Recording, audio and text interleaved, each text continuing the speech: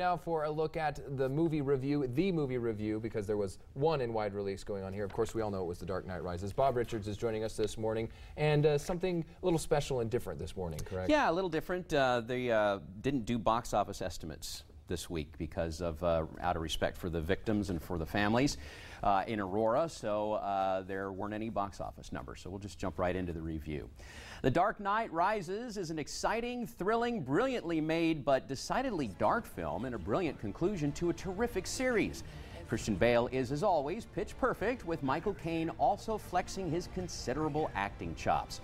Anne Hathaway nearly steals every scene she's in, and Joseph Gordon-Levitt once again shows why he's the best of his generation of young actors. My only beef with the film is at times it's very difficult to understand the villain Bane. The flawless special effects are jaw-dropping, and the direction is superb. Add a wonderful twist ending that ties up all three movies nicely, and you have an absolute winner. Rises is right. 5 stars out of 5. Going to the theater is something sacred to me. I became a movie critic in the first place because of a love of film that started when I was very young. There's nothing like the exceptional places I'm transported to in a movie.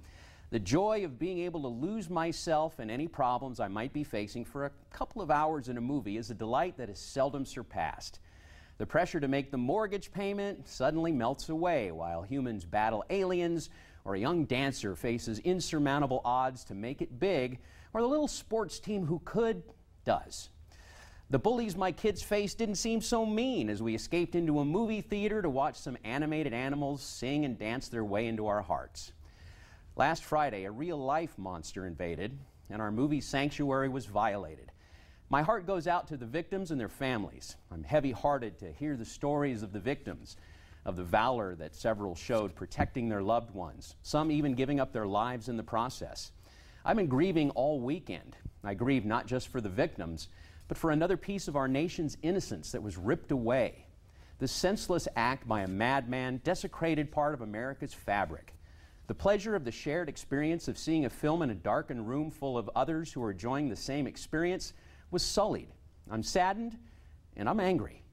But we live in the greatest nation in the world. Americans are resourceful people who will gather ourselves together, do our best to comfort the hurting, heal the injured, repair the damage, and move past this tragedy. Wiser, doing our best to ensure that this never happens again, but determined not to let this change who we are.